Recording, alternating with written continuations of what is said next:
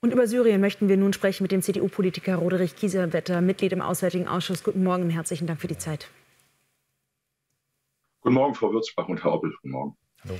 Ja, für Syrer weltweit ist es aktuell ein Grund zum Feiern, obwohl ihre Zukunft noch so ungewiss ist. Das Regime Assad, das hat ein Ende gefunden. Es ist aber unklar, wer jetzt dort die Macht übernimmt. Wir haben verschiedene Rebellengruppen, die darum buhlen. Was bedeutet das jetzt für Deutschland, für Europa, was eine Zusammenarbeit angeht? Wie schnell muss man da jetzt agieren? Zunächst einmal müssen wir einen Blick auf die Akteure in der Region werfen. Israel muss natürlich schauen, wie die Entwicklung ist, hat deshalb auch die Golanhöhen militärisch besetzt. Die Türkei hat eigentlich keinen Grund mehr jetzt in Syrien präsent zu sein, also weiterhin kurdische Provinzen zu besetzen. Und die arabischen Staaten, insbesondere die Emirate, Katar, aber auch Saudi-Arabien, müssen sich darauf einstellen, mitzuhelfen, dass es nicht ein islamistischer Staat wird. Also zunächst einmal ist die Region gefragt. Wir Deutschen sollten sehr intensiv mit der Türkei kooperieren. Hier geht es ja auch um die vielen Millionen Flüchtlinge aus Syrien in der Türkei, dass dort eine geordnete Rückkehr möglich ist. Erst dann sollten wir über uns selber nachdenken. Aber es gibt ja eben jetzt schon Diskussionen um einen Aufnahmestopp und eine mögliche Pflicht zur Rückreise. Dabei ist ja völlig unklar, was eben dort für ein Staat entsteht. Also ist das zu früh oder wie sehen Sie das? Ja, ich rate wirklich hier zu einer vorsichtigen Bewertung der Lage. Zunächst einmal muss man ja wissen, wie sich dort dieses neue System, das sich ja selbst als islamistisch bezeichnet, wie sich das verhält gegenüber den Minderheiten, den islamischen, aber auch christlichen, drusischen Minderheiten. Es gibt eine ganze Reihe von Religionen in der Region.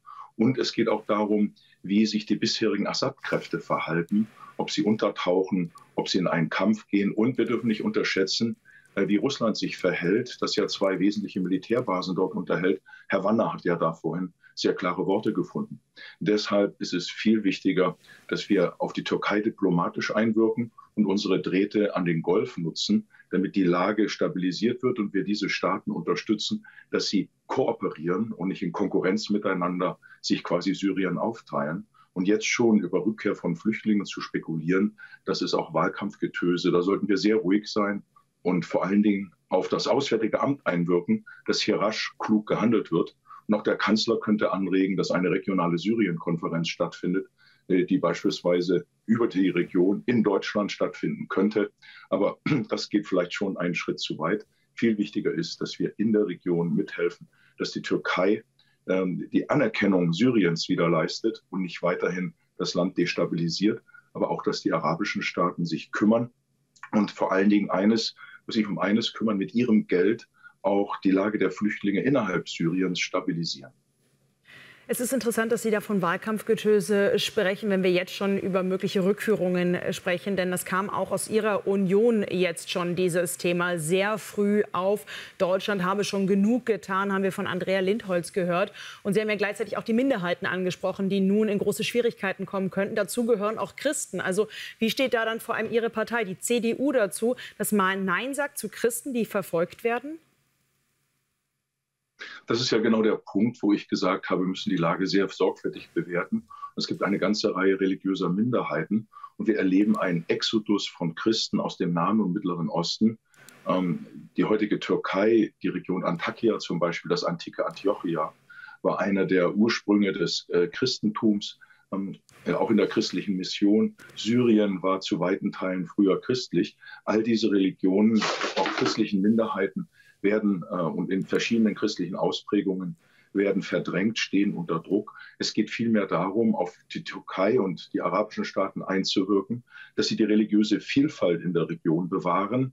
Denn insbesondere Christen sind nicht nur hochgebildet, sondern auch im kaufmännischen Bereich aktiv.